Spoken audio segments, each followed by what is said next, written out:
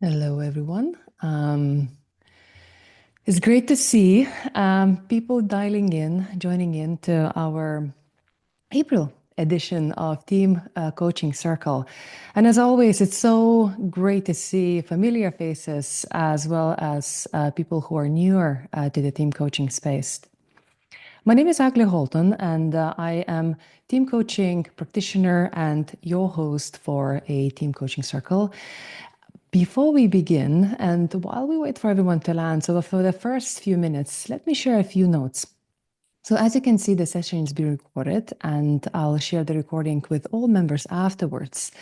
For those who are dialing in for the first time to Team Coaching Circle, let me very briefly introduce what is a Team Coaching Circle all about.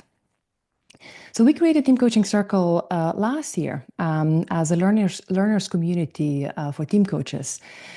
Ultimately, the objective of this space is to bring team coaches together and to bring in a way that it's kind of going beyond a specific school or discipline or even accreditation body. It's ultimately open to all, the space to explore evolving field of team coaching. We usually meet on a monthly basis. We exchange our knowledge, we share tools, our learnings, and explore real-world team coaching interventions and case studies. Wanted to note that this initiative is supported by ICF Ireland chapter. And as a reminder, at the end of this session today, you can claim your ICF CCE units if you wish to do so. I will share the form later. So I think that we are more or less with the full audience in the room. So let's shift the gear and let me introduce the speakers for today, and let's dive into the content. So Fabio, if you could pin us, yourself and Carmel. So we're going to have a session led by Carmel Harney and hosted by Fabio Garganego. And very briefly, to introduce both speakers, Carmel Harney is a PCC, professional certified coach, as well as qualified coaching supervisor. She is a co-president of our ICF Ireland chapter and brings over 30 years of experience across very diverse sectors. So very delighted to have you, Carmel, today in the session. Hi. Hello. Thank you, Egle. Thank you, Fabio. Yeah. And Fabio, whom you've met in our previous gatherings, he is an executive coach specializing in team coaching space, as well as corporate well-being, organizational change, leadership development. And Fabio also is part of ICF Ireland board. So really delighted to have you here today. And let's shift the gear, Fabio. Carmel, take the floor and get us started. Yeah, I give you the opportunity to Carmen to share something more about herself, and then we can start the 55 minutes. Thank you, Fabio.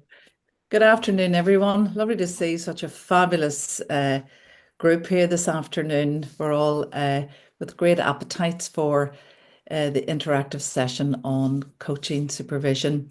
My background is an occupational therapist. I actually worked in the health service as a clinician and then as a middle manager and executive leader, mostly in the space for the allied health professions, and then as a director of mental health in one of the large trusts in Northern Ireland.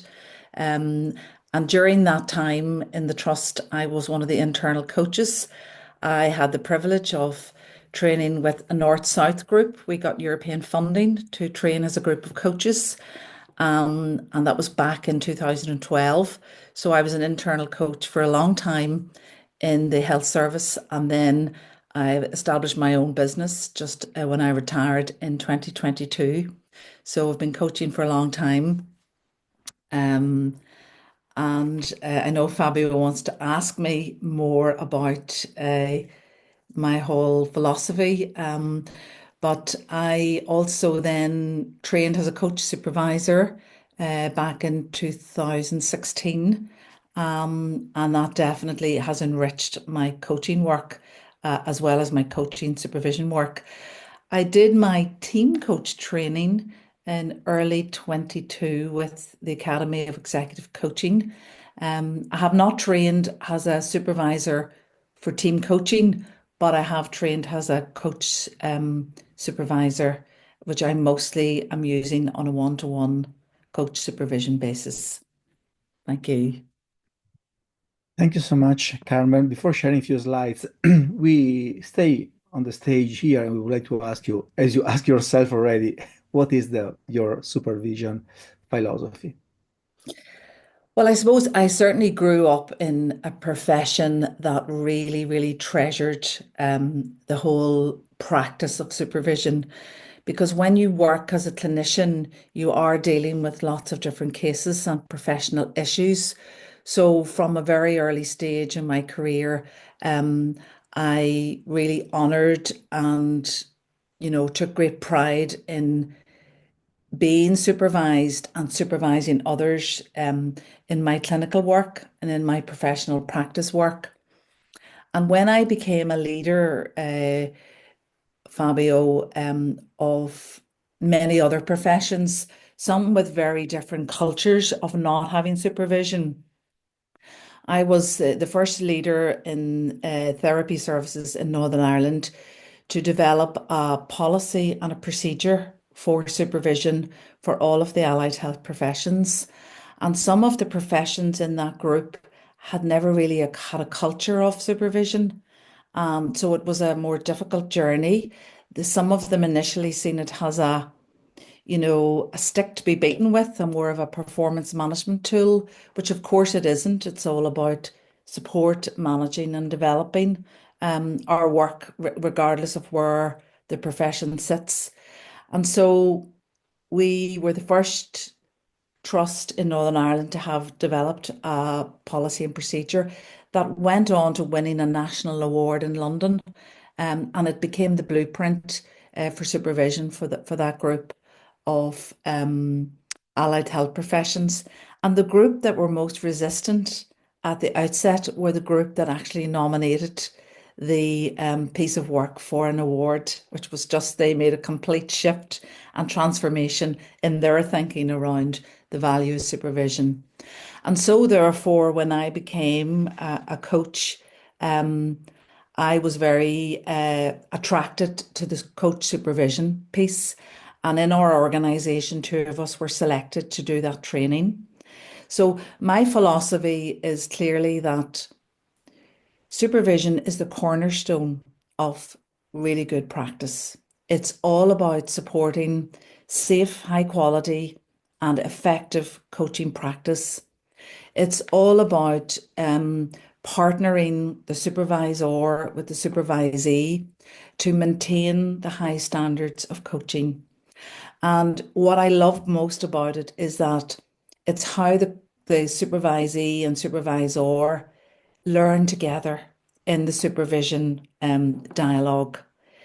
I always think of it as a way of, whatever question we bring to the supervision space, the supervision process allows us to decontaminate and put all our concerns, niggles, issues through the washing machine and come out at the other end with lovely clarity, almost peace of mind, new learning, and an understanding of what might have happened in the supervision piece that we brought to the session to question. It just, for me, opens up that whole opportunity for growth, for upholding the standards, for listening to what we think might have made our last session a better coaching session, and asking the question together with our supervisor to work that all through. And just as we do in our coaching, Fabio, in the supervision piece, we have a clear contract of what we're bringing in. We we come prepared. I love that, the philosophy. It's the same as our coaching. We come as a supervisee prepared to the session. And what I found most enriching in my supervision training was how we use a theory or a framework, a mind tool, for example, to answer the supervision question. Because that really, brings a whole different lens, a whole different perspective. And we use that theory or framework to answer our supervision question.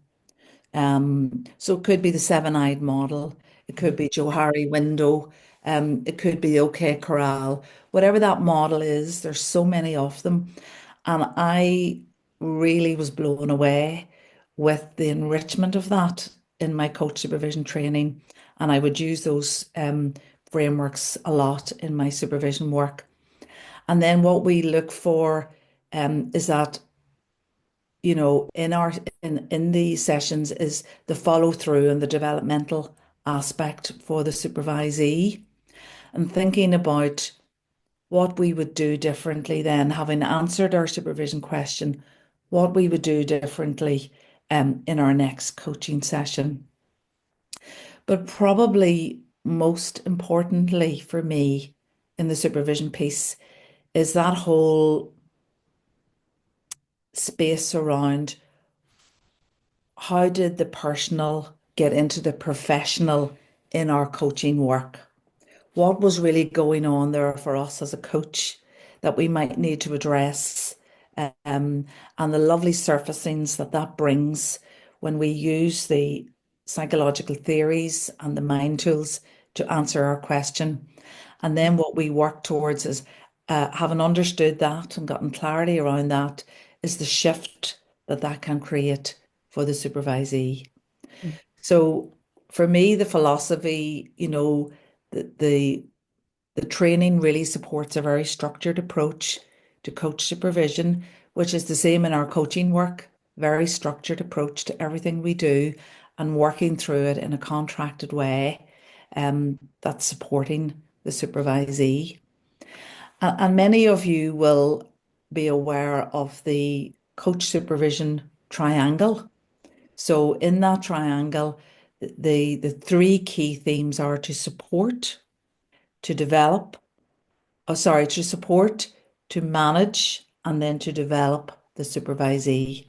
And in the supervision piece, as a supervisor, we must address all three. So it's about supporting, managing what has come into the supervision space and question, and then developing and having a clear plan and takeaway. Mhm. So I hope that answers the Yeah, question, yeah, a lot of Fabio, in terms of my philosophy. yeah, a lot of more thoughts. Thank you so much.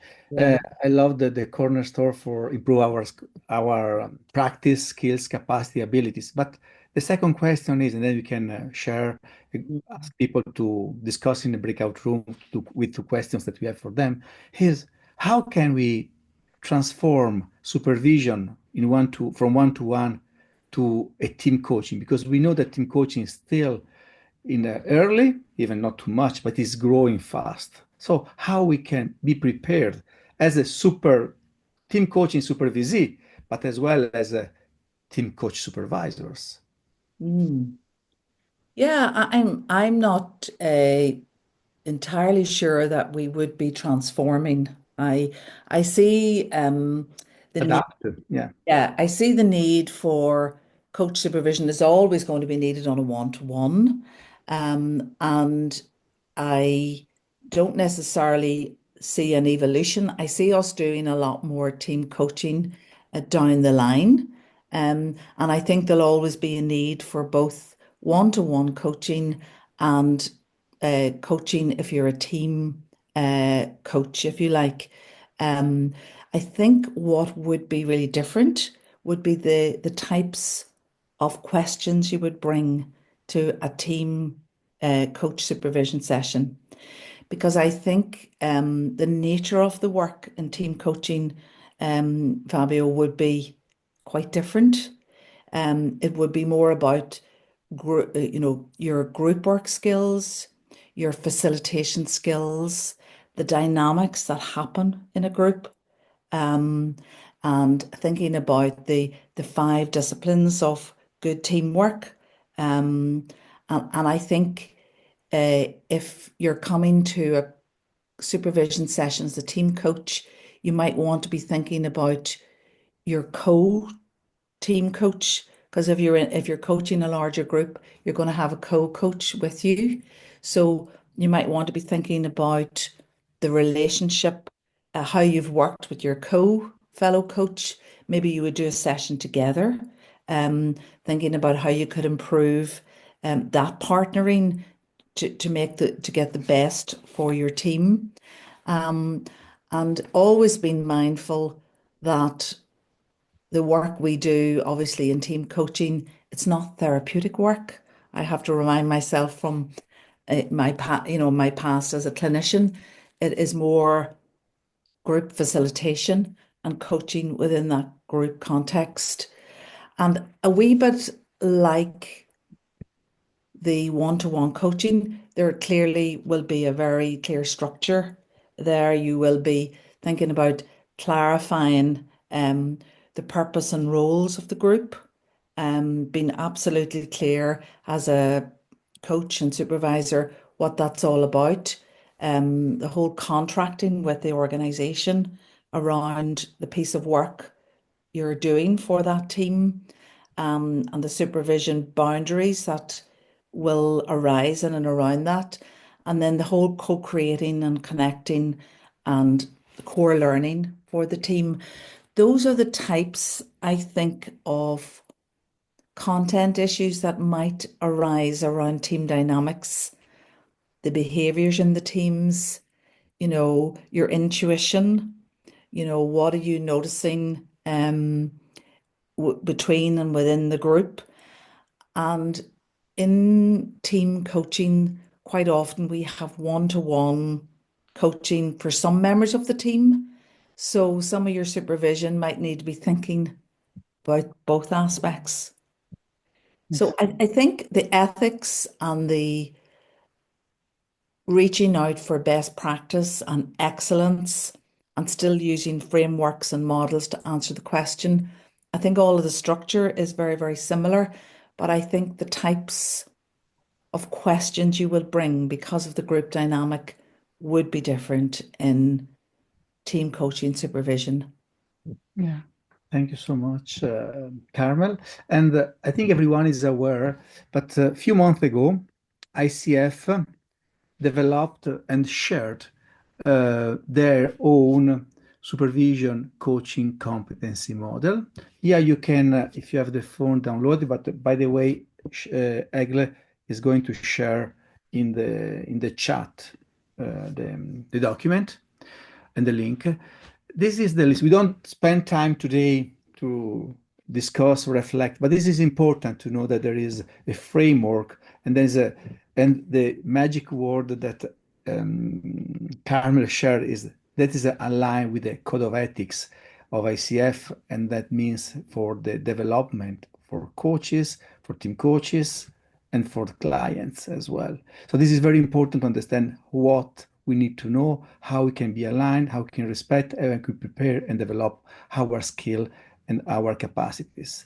But I think now, and we can continue when we come back from the breakout room, we can really think about what we would like to discuss, because I think it's important to share some time together instead to have a broadcasting where someone talk for 60 minutes. We have 15 minutes in the breakout room. I'm going to share with you this slide in a few seconds.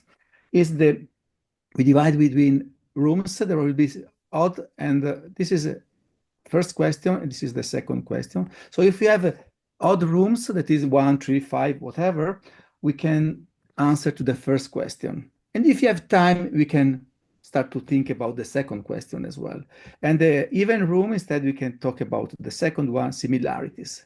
So the first one is, what are the differences between team coaching and individual supervision? For your point of view, in addition of what Carmel shares now, and instead the other rooms can start from what are the similarities between team coaching and individual supervision.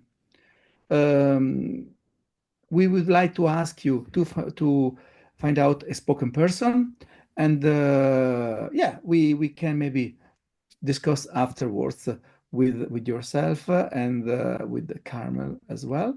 Let me share with you 1 second the slide. Any questions? First of all, a spokesperson, and yeah, I'm going to share with you the slide. Yeah, perfect.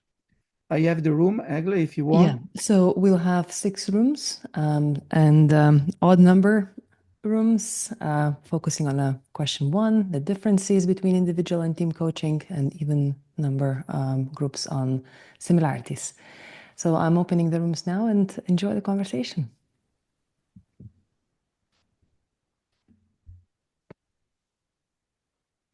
Okay, so we can start from room 2, sorry, is so similarities. What? So everyone has a spokesperson? Okay. We didn't actually get to nominate. We just yapped away until the time ran out. Okay, so go ahead, Matthew. Do you want to talk or do you want to nominate someone? Yeah, well, I can give my input and somebody else from the group can come in if they want. But I think the similarities, I was looking at the question, I was reading it literally between team coaching and individual supervision. And our first question about that question was, is it the similarities between supervising a team coach and supervising a coach that's doing individual one-to-one coaching? I think that's the way I understood it, but the question might have been a little bit confusing for me at least. The similarities we found were that even though there's multiple inputs in a team, they still have one goal. Mm-hmm. And the individual has one goal to be worked on at a time, just so that they don't jump all over the place. We also talked about the differences between group coaching and team coaching, whereas group, and the individuals can have their own goals. So that can be like a group lunch session or something where people just come and talk about stuff rather than a team of project on IT or whatever. So Okay, thank you. Yeah, first of all, thank you so much. The the question was exactly how you interpreted it. So the similarities, the differences between you as a team coach that you can encounter. So how and what you can bring from the profession in terms of coaching in the supervision part. Okay, so thank you so much. Interesting, the same goal, and of course, one-to-one and sorry, team coaching, group coaching is a big part. Maybe you can bring in supervision as well. I was able to understand if it was a team or not, and even the opportunity. But I see Rhonda that I. Yes, thank you. I wanted to add to that as a team coach, our goal is to help the team to reflect on what their learnings are and to be self-aware. And I'm not as familiar with coach supervision, but I would imagine that as the goal as a coach is supervising coaches to help coaches grow their skills. From a coach supervision perspective, the similarity is that, of course, you want the person who's on the receiving end to also engage in ongoing reflection. I'm looking at, the document that you shared and self-care, and so as a team coach, we want that for the team. But I was thinking that also as a coach supervisor, that we want that for the coaches who are receiving the coach supervision to, all of the things that are listed on the competencies that you shared. So I'm hoping that I was interpreting that correctly. In addition to the standard description of the mechanics of the differences between team and group coaching and individual coaching, et cetera. So growth and learning and reflection, just to name a few. Go ahead, Carmen, if you want to add something, please go ahead. I think that Rhonda has reminded me there, obviously, the team is the client in team coaching supervision. Your team is your client. They're a group as opposed to an individual person. And absolutely the learning and development piece and the whole partnering together to learn about what could be how the team dynamic or the cultural diversity and the culture of the organization. Some of those topics could be very nicely explored in team coaching supervision, which is in the competency piece around group supervision, Fabio. Yeah, it's just reminded me of that. Yeah. I'm conscious of time. Maybe we can ask to one room that is 3 or 5 in terms of differences. I don't know if you have a spokesperson, Annabelle, Sherry, Michelle, Sarah, or Andy, Anne, Caroline, Rachel, and Wendy. Do you have anything to share? I don't know what number group we were in, so I apologize for that. Okay, Clara. Three of the 4 of us are not team coaches. We haven't done it, but we're thinking about it. Yeah. But it was more of a conversation. The word fear came up. Having a team might be working, but it could be the leader that could have a fear, and that's why the team isn't working. But the differences really is it is a team, whereas an individual is just one issue or whatever issues they're bringing.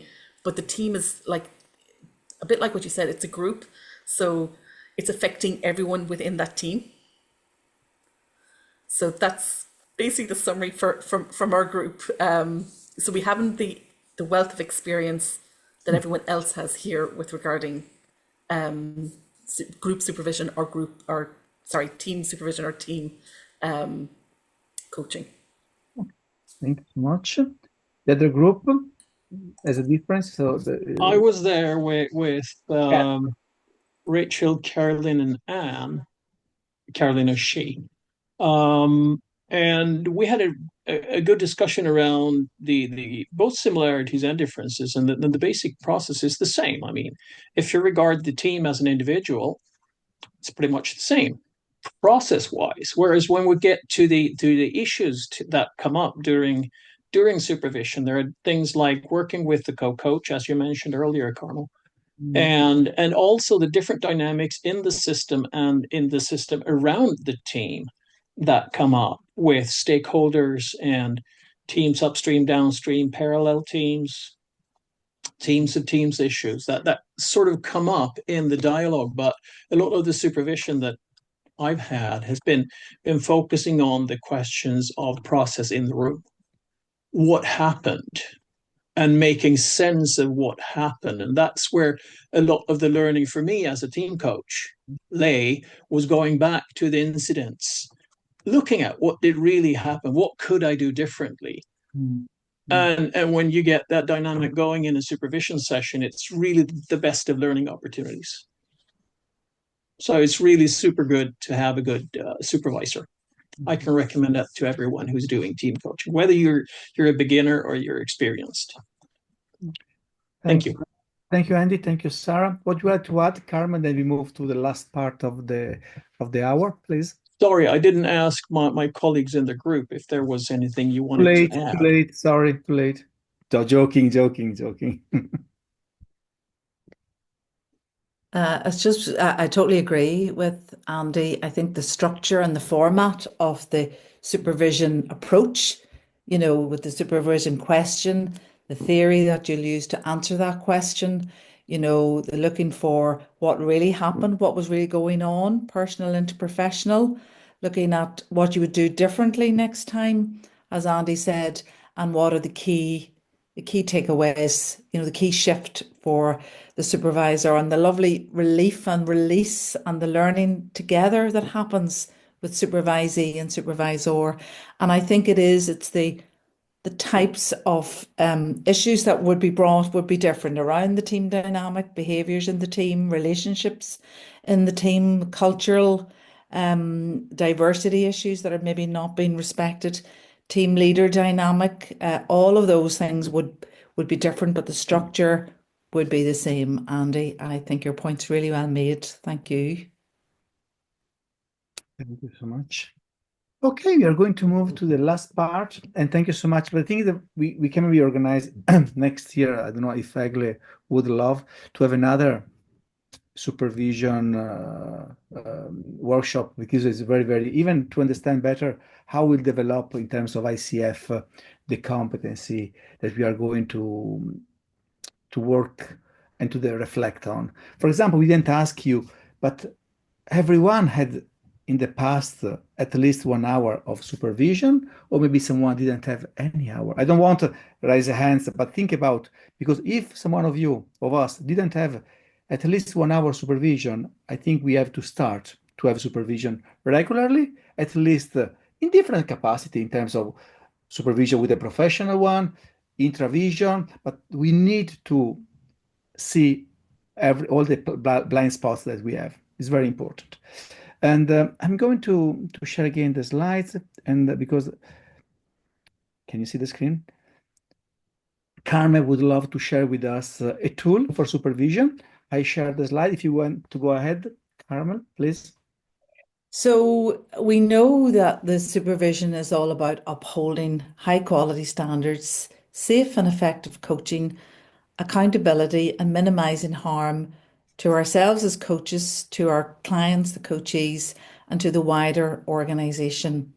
We're all about embedding systems for good professional development so that we coaches can be the best we can be.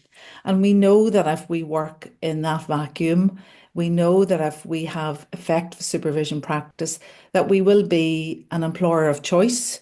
We will be in an organisation that attracts coaches to work in, because it's important we do the supervision. And we will optimise the engagement of our coaches if we're doing that regular and effective supervision in our private practices or in our place of work. So one of the things I would like to encourage us to think about in terms of our leaning into supervision, particularly today, we're thinking about team supervision, team coaching supervision. Ask ourselves, what is going well in this space for us in regard to team coaching supervision? So a claim, something you're proud of and you'll take away. So write down all the things, and this is an exercise you can take away from today, that are going well. What concerns you about the supervision piece for team coaching that you might want to brainstorm, reflect on, and think about, what could be better? What am I doing that I feel I could be doing better or differently? And make a list of all of that. And then what we do is we take that away, think about what we want to do with those concerns, and how could the strengths under what's going really well support us to address our concerns. And those would be lovely nuggets to actually do a preparation for before you would go in to a supervision session. But even with your peer, some of you work together, have alignment. Think in a peer group, what is going well in the team coaching supervision space for me? What concerns me? And what do I want to do about it? What do I want to take away from that reflective insight, and potentially in a peer group, think about that in a peer supervision session. And I see Matthew, hopefully this appeals to you. It's a very, very simple way of working to gather that intelligence. Thank you, Fabio. Thank you. Yeah, Matthew. I actually had a different question. Something just popped into my head. Is there a ratio of the number of sessions you have in relation to when you think you should have your supervision? And should that be factored into the price that you're charging? It just popped into my head there that this is an additional expense that probably people don't really think about. So if you have 5 individual sessions and you have to pay, for example, €125 for your supervision, that's another 25 gone off the money that you're going to make from your individual session if it's not included as an expense? Mhm. Might be outside of this group, but it just popped into my head. I think it's a really, really good question. I think there are, Fabio, somewhere on the ICF site, there are recommended, depending on the number of hours you're coaching, Matthew, in any given period, then there are recommended frequencies. Some people engage in supervision quarterly, others bi-monthly. I know in the clinical professions, it's certainly monthly if you're full-time clinician, it's bi-monthly if you're part-time, but ICF do have some guidelines for frequency. Some organizations, before they would contract with you or commission you, would want to see that you are engaged in supervision, and they would like to see ask who the supervisor is. They like evidence of that, Matthew. But there are models where supervisors could work with each other and maybe not charge. If you belong to a group, your fellow supervisor or might supervise you and you might supervise them. So there are sometimes other ways without maybe having to pay for it, in a supportive, and there's group supervision sessions that are, out there as well. So there are different models, Matthew, to lean into. That's itchy back supervision. Well, it doesn't have to be. It can be professionally, formally structured. Yeah. And it can happen, internationally. People link up with each other where they do some work. I'm aware of some of those models. Um, you know, uh, it's as long as you're comfortable with your supervisor and you feel you're being stretched and it's been done in a very professional capacity by an accredited supervisor, Matthew. I'm not sure if that helps, Egley. Fabio, have you any Oh, thoughts? I think it's very important. We could talk for hours about that, but I think you summarize very well, and it's very important as we don't have time. But Matthew, what is important is every time I have a question with myself, I need to be helped. You know, this is not therapy, but is how can I do differently? Can be someone that I love talk with, a friend, or can be someone that is maybe I recognize because we know that they can help me on this specific topic. I know if I don't find the answer with a friend, I need to go to someone that is for sure recommended. Make sense? And then you have to charge for sure on your. You have to charge as well on your yearly income. Okay, Egle, thank you so much, Carmel. Very very useful. Yeah. You're welcome. Can I just maybe finish with a wee quote, Yeah. Fabio? Yeah. That's okay. Maybe links to Matthew's question. Supervision is an opportunity to bring someone back to their own mind, to show them how good they can be. I like that one. And there's lots, which I'm happy to share into the group, lots of very, very strong testimonials around the impact of supervision. Thank you.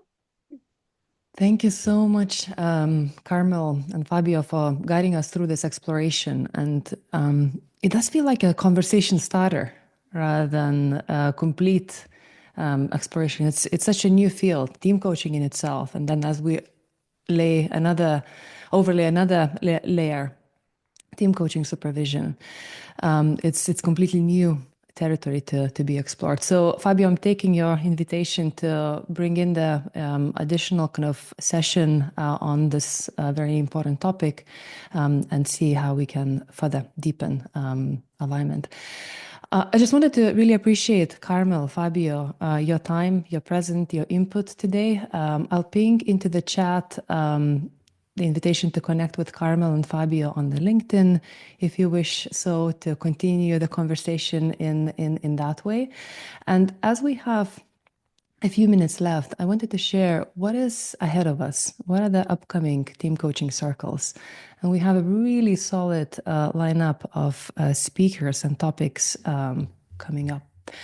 So in May, we are going to regroup and explore the fundamentals of co-coaching. together with Jennifer Campion and Caroline Duffy, who are Team Coaching Circle community members.